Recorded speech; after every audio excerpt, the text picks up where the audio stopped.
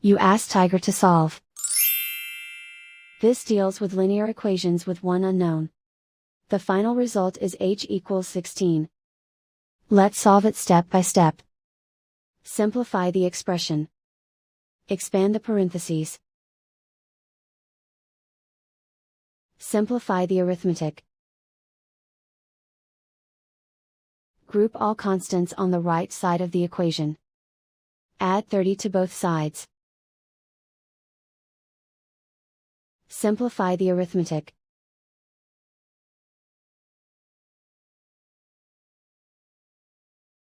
Isolate the h. Divide both sides by 3. Simplify the fraction. Find the greatest common factor of the numerator and denominator. Factor out and cancel the greatest common factor. And so the final result is h equals 16.